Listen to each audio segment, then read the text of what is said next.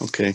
Good morning, guys. Good night, everybody, wherever you are, whatever time period that you're in. Baruch Hashem, we're moving forward in Qumran Torah, Tet.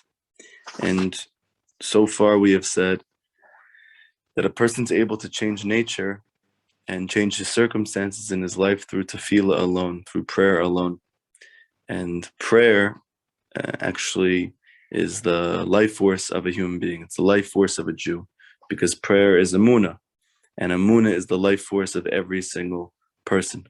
Now, when a person prays with energy and with koach and with strength, he increases his emunah, he increases his faith, he increases his life force. Okay? We've said so far as well that there's different things in life that require a zivug, they require a union. Some of those things are you and your spouse. Another thing is you and parnasa, your livelihood, because the money that you make is actually destined for you. So it's like a zivug, it's like a spouse. As well, there's another connection in the sense that it says that all of a person's wealth comes from his wife. The reason is because the feminine soul and wealth, they both come from the left side spiritually. So all of these things require a zivug. You need to be able to unite different things. And to make this unity is very difficult. That the Gemara says it's hard for Hashem to find your zivug or to find your parnasa as it is for him to split the sea. So Rabbi Nachman is going to bring in and say that in truth, it's not really hard for Hashem to do anything. However, because these things require your effort, they require what Kabbalah and Chassidut explains, they require an arousal from below that creates an arousal from above. So therefore, when a Jew prays with all of his koach, when he prays with intensity, when he prays with fervor, when he prays with resilience, then as a result of that, he causes a union above between Hashem and the Shekhinah. And that union above, which is called the splitting of the sea, then the 12 paths are opened up, meaning the 12 mazalot, and whatever your mazal is strengthened, and then your prayer gets answered. And then there's an effect down here below, because everything that happens in this physical world is really a reflection of what happens above. The same is in a human body, that we know that Adam is called an olam katan. He's called a small world. The reason that a person is called a small world is because everything about the physical world is actually reflected in man. And you can actually see this scientifically as well, that the amount and the ratio of mass versus water in a person is the same exact ratio in the world, which is an amazing fact. But spiritually, the Yisrael teaches that whenever you have something going on with you, physically, maybe some type of illness, chas v'shalom, some type of physical defect or impairment. So the Yisrael teaches that everything in your physical body is really a reflection of your soul. And therefore, if there's some type of physical thing wrong, it's a reflection of something deeper. And it's supposed to be, so to speak, like some type of cue from Hashem that you should be able to see it and also know what to work on. The same thing goes when you perform a mitzvah. The Zohar says that when you do a mitzvah, whatever mitzvah that you do, whatever body part that it involves, the name Yud Kei Vav Kei shines in that place, meaning the name of Hashem, it shines in the place that you have performed the mitzvah. Second.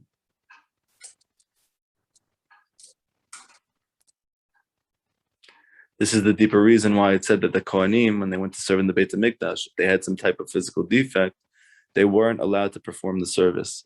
So the question is obvious. Why is something so superficial or external should stop someone whose birthright is to be able to perform the service from doing the service? It seems very artificial. It seems very plastic. Why would Hashem care if a person has some type of physical defect that would stop him from engaging in a spiritual avoda, in a spiritual work? So the reason is because that physical mum is some type of reflection of some type of spiritual lacking. So in fact, it's a very big kindness from Hashem that we can see what we're struggling with by looking at our physical body. And that's the secret of the pasuk that it says, I look in my body, I look in my flesh, and I see Hashem. I see Hashem from my flesh. So what does it mean that I see Hashem from my flesh? Meaning, davka, mamish, my body, I'm able to see my soul. I'm able to see my spiritual connection to Hashem. Okay? Now, for a person to be able to get their prayers through their own personal gate, Rabbi Nachman says it's very, very difficult. And it requires you to be able to overcome many obstacles to be able to find that place that your prayers go up through, because once your prayers go up through that place, they get answered automatically. So now Rabbi Nachman is going to teach what is it that's standing in the way of you getting your prayer up through your own individual unique gate. So this is what Rabbi Nachman says. Aval, k'shadam omed lipalel, when a person he stands to pray, azai ba'im machshavot zarot uklipot umsavavinoto. Whenever a person comes to pray, he's going to notice he starts to have many foreign thoughts and klipot that surround him. Okay, so what's the distinction between negative thoughts and klipot? So Rav Chaim Kramer explains that the external or negative thoughts, those are simply thoughts that distract you when you come to pray. It's not necessarily about something negative. It's not necessarily about something which is not connected to Hashem or connected to spirituality. It's just distracting thoughts. Because we need to understand that when a person comes to pray, he might think to himself, okay, so I'm having distracting thoughts because I have attention deficit disorder, or I'm having distracting thoughts because I have a lot going on in my life and I just can't focus. However, the Arizal teaches that a person's rectification, his tikkun, his ability to heal, is mainly found in prayer. And therefore, the most amount of godliness is able to be elevated and cultivated in the time of tefillah. He refers them as netzutzot of Elokus, that is sparks of godliness that fell from the beginning of creation. Those sparks are able to be lifted up in the most intense and direct form through tefillah, through prayer. But as a result of the efficacy of prayer, how strong it is, and the effect that it has in a person's life, you have to have a counter force which is just as strong. One of those counter forces is external negative thoughts, or just thoughts that distract you. I know that for myself, I used to have many, many distracting thoughts when I pray. It's much less common now, but part of the reason we're going to learn is that those thoughts are really the result of your spiritual condition, so to speak. That wherever you're holding spiritually, that manifests itself in the thoughts when you come to pray. That's why Rabbi Nachman says that really the only sure barometer for seeing where you're holding spiritually is the level of your tefillah, how intense your prayer is, how focused your prayer is, how much you're able to, so to speak, melt into the tefillah and to lose yourself in it, or how much that you're aware of what's going on around you and yourself. That's actually all a barometer of where you're holding spiritually. And this is the real reason why a person has these distracting thoughts. The other thing that he says that we deal with is klipot. Klipot means husks. These klipot, or husks, are the spiritual force which conceals godliness. It conceals Hashem in your life. It conceals your godly soul.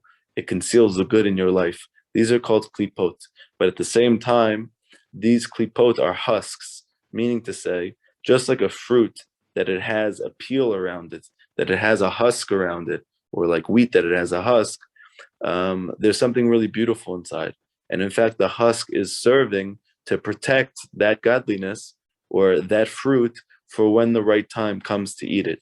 So too, Hashem placed around all the sparks of godliness which fell, husks. And therefore, it's only able to be accessed and elevated once a person has achieved that level, because otherwise that godliness is not good for him, because this light is a very intense light. And a person who's not holding at a certain level, if he brings that light up, it's not good for him, it's not good for the people around him. However, if he is holding in a certain level, then he's able to elevate that light or that godliness within himself, within the world, and it's very good for him. It's very good for everybody else. So what protects that thing so that you're at the right level is called these husks, these klipot. However, how do those klipot manifest when you come to pray? They come in the form of actual, not just distracting thoughts, but things which are considered asur by the Torah. They're considered prohibited by the Torah. Let's say sexual thoughts that are considered a breach of the principles of the Torah, or thoughts of other things which are considered asur, they're considered prohibited by the Torah. So all of those things are really klipot. So if those things are popping up in your head when you come to pray, it's not random, it's not stam, it's not because you happen to have watched something earlier that day, it's not because you happen to have a random thing pop up in your mind because for the first time today you closed your eyes when you come to pray. It's because these are the two counter forces to you achieving tefillah with koach, which is going to help you find your gate of prayer, which is going to help you get answered. Okay, so now the obvious question is, how does a person overcome these klipot, these negative thoughts? Because they cause him to be left in darkness, that when he comes to pray, he mamish feels that he's in the dark. He doesn't find the light. He doesn't see Hashem in his prayer. He doesn't, sometimes maybe he comes to pray, but he doesn't have the energy to pray. Sometimes he comes to pray, doesn't have the words to pray. What's causing that phenomenon? Why is it that yesterday or 2 days ago or 2 weeks ago, I was able to pray so intensely, and now every single time I come to pray, I just can't speak even though I want to. I have all these things I want to talk about and I can't speak. So the reason is a very deep spiritual phenomenon. It's because you've reached a certain level, and that level requires you to break through new klipot, new external thoughts. And the only way to be able to do that, Rabbi Nachman is going to teach how you do so. Kamoshe Katuv. And where do we see this phenomenon? It's brought about in the Torah. Because it says in Eicha, which we just said for Tisha B'Av, what does it mean that the Beit HaMikdash is destroyed? We know that the Beit HaMikdash is called my house of prayer, meaning to say that this is the place where prayers get answered. So the fact that the Beit HaMikdash is destroyed, really, where is that felt in the most intense way? When our prayers don't get answered. What's the reason our prayers are not getting answered? Because the Beit HaMikdash is destroyed. That's why it says in Eicha, Sakota ba'anan lach ma'avor tefila. You covered yourself, meaning the prophet is speaking about Hashem. You covered yourself with a cloud so no prayer could pass through. Because the Beit HaMikdash was destroyed, the Gemara says that Hashem, so to speak, ever since then, has placed some type of screen between us and him, so that prayers find it very difficult to find their way up. Uchtiv, and it says in Tehillim, Yud Bet, Saviv Rashayim Mitalachun, that these it sounds like people, that these bad people, they're surrounding me on all sides, like David HaMelech is speaking about King David. However, we know according to Kabbalah, according to the Hasidic masters, all of Tehillim is really speaking about David and not external forces like people, but really internal forces of klipot. That is, he was speaking more to his own lackings, his own enemies that are within himself, his own struggles interpersonally, not external to him. And he was saying that those Rashayim, those klipot are surrounding me on all sides. So Rabbi Nachman says, what is this really referring to when a person comes to pray? That he's referring to the time of prayer. Where do we see this clearly? Because the next pasuk says that which is valuable is despised by humanity. And the Gemara in Masechet Brachot says, what is this referring to? It's referring to that thing which stands at the summit of all existence. It stands at the height of existence, higher than anything else. So Rashi, the most famous commentator of the Torah, of the Gemara, that he explains on Pshat level, on the simple level, what everything means. So he says there that this thing which stands at the summit of existence, that people despise even though it's so valuable, is tefillah itself, it's prayer. Which Rabbi Nachman said, my whole mission is tefillah. Meaning my whole mission is to be able to get the Jewish people to get their prayers answered. This is what Rabbi Nachman was sent here to help us to be able to accomplish. However, you should know Saviv Rashayim Mitalachun, that you're going to have many, many, many klipot and external thoughts which are besieging you at the time of tefillah. And not to think that these are happenstance or they're coincidental or they're simply based on what I've seen today or what I've experienced. It's much deeper than that. When a person comes to pray, he's literally having the opportunity to elevate all of the darkness in his life to light and to bring redemption to the world, to bring miracles into the world. We know that Rabbi Nachman says that the Mashiach is going to conquer all of the enemies of the Jewish people through tefillah alone, not through any weapon at all. That his only weapon is going to be tefillah. This is going to be his klei Zion. And we understand that for ourselves as well, because every single lesson of Rabbi Nachman applies to the prat and to the klal. It applies to the individual and to the collective. So if he's going to teach us about Mashiach, it's not just speaking about the Mashiach. It's not just speaking about the Redeemer who's going to come bring a transformation in the consciousness of mankind, which is going to happen Bezrat Hashem b'merav yaminu soon. However, it's also speaking about the Mashiach inside of you. That is to say that you also have a piece of you that's messianic. You also have a piece of you that can lift yourself up out of the darkness and out of the exile. That piece of you that's able to do that, it does it through prayer. It does it through prayer alone. So obviously we see from this that tefillah is mamish, the most wondrous tool that a Jew has. And it's clear from Chazal, because they say in every single place, all the sages of the Jewish people say, the power of a Jew is in his mouth. So if that's the case, why am I struggling so much with depression? Why am I struggling with anxiety? Why do I still have so many physical health issues? Why do I still have so many issues at home with my wife or with my kids? Why do I have so much difficulty connecting to Hashem and overcoming my lackings? The reason is because when a person comes to pray, the negative forces are aroused. They're very nervous about him. They're very concerned about him. They don't want him to be able to dig down deep and to overcome these struggles and these challenges in his life. This is the reason why many people they learn these Torahs, Rabbi Nachman, they get so inspired, they might even get themselves to the field. But when they come to go talk to Hashem, they can't speak. They have nothing to say. They just don't feel that inspiration. They might go home after that and feel tremendous inspiration to do other things. And they may literally be waiting all day to go talk to Hashem, and by the time they do it, they can't speak. The reason is very deep. Because when a person comes to pray, he has tremendous amount of klipot that surround him. The Baal Tanya teaches in the Tanya, the creator of Chabad Chassidus, that many people, they come to pray and they have these distracting thoughts where they lose that energy, that koach, and they simply go, okay, so next time. I'll give it a try next time. And he says, B'davka, it's the opposite. You should mamish fight. He said that the time of milchama, the time of war for a Jew, is when he comes to pray. He shouldn't be coming to pray meekly. He shouldn't be coming to pray thinking, okay, this is going to be like some type of high meditative experience, and I'm going to reach a state of tremendous yishuv and peace and tranquility of mind. He needs to come to pray like he's going to war, because all of the negativity that's in his life, it's going to present itself at the time of tefillah, at the time of prayer.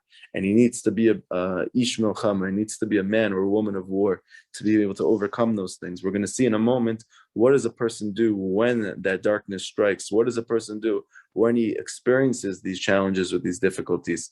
What's the tikkun? What's the rectification?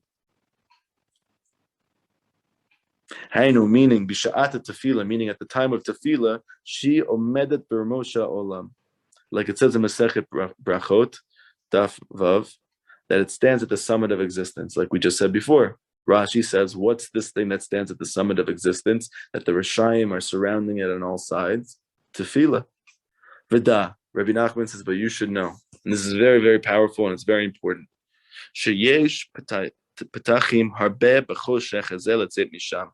Hashem, his compassion, his empathy is limitless. So where is his empathy in the fact that when I have this one opportunity to really change my life, to really uplift myself, and I'm coming to do it, where is Hashem in this place? Why is it that he's causing it that I can't break through? So Rabbi Nachman says it's not true. That in fact, that when those forces of darkness, they besiege you, there's always many openings to go out from. Like it says in Masechet Yoma, Daf Lamed Chet. When a person he comes to impurify himself, potchin lo, many doors are open for him to do so. And the other explanation is that when a person comes to actually get close to Hashem, many doors are opened as well. So if I'm coming to talk to Hashem, and now all of the impurity inside of me is manifesting itself as external thoughts or as klipot. So then where are those doors that are opening for me? Because they should be. I'm coming to do good. I'm coming to achieve a higher level. I'm trying to get closer to Hashem. So I should have many doors that are open for me. That's the promise of Chazal. Yesh lo petachim harbe. Rabbi Nachman says you do. Nimsa, consequently, shehesh p'tachim arbeh b'choshech. There's many openings inside those forms of darkness that are surrounding you. Gam latzeit misham, for you to go out from. Aval hadam hu iver ve'eno dea limso hampetach. However, people are blind, and they do not see the light in the darkness. They don't see the hope in the depression. They don't see the ability for them to leave their difficulties and their challenges within the midst of the darkness itself. They don't see the many openings when they come to pray. Vada, but you should know, emet, through the truth, zoche limso petach, a Jew is able to leave that darkness every time. Meaning to say, ki ikar or hameir hu hakadosh baruch hu, because the essence of the light that illuminates from Hashem, Kamosha Katuv, like it says, Hashem Ori V'ishi, Hashem is my light and my redeemer. Meaning to say that Hashem's essential quality is light. So what does it mean that a person has darkness that's surrounding him on all sides? We said it's the klipot. The function of klipot is to conceal godliness. So for you to have an opening to leave that darkness, there must be patches of light. What are those patches of light? Rabbi Nachman says it's the truth. It's the truth. So when a person finds that he is besieged by challenges and difficulties, when he comes to pray, say the truth. The truth will set you free. That is a very deep saying. And I'm sure the person who said it didn't even realize how deep it is, because Hashem is the truth. It says in the Midrash that everything has its own seal. Everything has its own stamp. Everything has its own essence. What's the stamp or the seal of Hashem? That every time you find that seal, you know that the person who stamped the seal is there as well. The seal is truth. Wherever you find emet, you're going to find Hashem. It's concealed and hidden within the word emet itself, truth itself, because the word truth is made up of the first letter of the Hebrew alphabet, the aleph, the last letter of the Hebrew alphabet, the taf, and the mem in between, the middle letter of the Hebrew alphabet. Meaning to say, like we say that Hashem is before, He's after, and He's now. Hashem melech, Hashem yimloch, Hashem malach, Hashem, I know I went out of order there, but Hashem, He rules, He did rule, He will rule. Hashem existed, will exist after this physical world. He existed before this physical world. He exists now, because the essential quality of Hashem is that He's always there. He never leaves. He never exits. That the exile of a Jewish person is only within his own mind. That Hashem is really always there. And what is that presence of Hashem that's always there? It's the truth. So when a person feels himself that he's besieged by these negative thoughts, by these images in his mind when he comes to pray, he needs to dig down deep and to say whatever is the truth inside of him, because that truth that's inside of him is not stam. That's literally the gate for him to be able to leave that darkness behind him. And through a lie or through lies, Hashem departs from that place. Like it says in Shemot, Lo tisa et Shem Hashem l'shav. It says in the 10 commandments. These are the 10 archetypal mitzvot in which all 613 mitzvot derive from. One of those is that you shouldn't say my name in a false way. People think it means that Hashem just doesn't want to be associated with lies. It's much deeper than that. Hashem is saying, I have no connection to lies at all. Lies are the opposite of my existence. Lies, sheker, is darkness. I am the truth. So when a person comes to say my name, don't say it with a lie, because my name has nothing to do with a lie. They are essentially two complete opposites. So it's not just that Hashem is telling us, don't say my name in vain. It's saying that my name can't be used in vain, because my name is the opposite of vanity. My name is existence. My name is truth. My name is meaning. It can't be used in vain. Ki ayadei Shab misalek et HaKadosh Baruch Hu, because through lies the presence of Hashem, it departs. Like the pasuk says, Dover shakarim lo yikol neged einav. A person that he speaks lies, he is not established opposite my eyes. Okay, and we know that the concept of Hashem's eyes is the concept of hashgacha pratit. It's the concept of divine providence. So really this pasuk is saying that a person who doesn't say the truth, he's not saying that deep, deep truth that's within himself. He's concealing it. He's moving over it and moving past it. He's not bringing out that truth that's deep down inside of him. And instead he's saying lies, whether they're big lies or they're small lies, whether they're white lies or they're black lies, whatever type of lies that they're saying, he can't be established before my eyes, meaning that he's not going to be able to draw down divine providence for himself through prayer because he's not saying the truth. And I am the truth. However, through the truth, Hashem always rests with him, always resides with him. Like it says in Tehillim, Karov Hashem lekol, Korav lekol. That which we say in Ashrei 3 times a day. That Hashem is close to everybody who calls to him in truth. So here's a very deep secret, because we think that this pasuk in Ashrei is meaning to say that Hashem likes when you say the truth. And because he likes when you say the truth, he's going to be there for you in your time of need. It's also true. It's also true. But what Rabbi Nachman is saying is this pasuk is very deep. It's saying that anybody who calls to me be'emet, I'm going to be near him. Why am I going to be near him? Because I am the truth that's coming out of his mouth. Meaning that I am literally what he's saying that's true. So if a person's going through a struggle or a difficulty or a challenge in his life, and Imam is able to dig down deep and say something that's true, it means he found Hashem. It means that what's coming out of his mouth is the Shekhinah itself. It's Hashem itself. There's a tradition amongst Breslovers, especially the original Breslovers, that they used to say to each other, if only I could say one true thing in my life. If only I could come to pray and I could mamish say one word that's true, one letter that's true, one sound that's true. What's the reason they were obsessed with saying the truth in their tefillah? Because the truth itself is the epitome of light. It is the manifestation of the Shekhinah. It is Hashem itself. And then Hashem is with him. And when a person says the truth, meaning he manifests the light of Hashem, then it illuminates for him how he's able to leave his darkness. Hamonea oto. That darkness that disturbs him when he prays. Kamosha katuv Hashem ori. Like it says that Hashem is my light.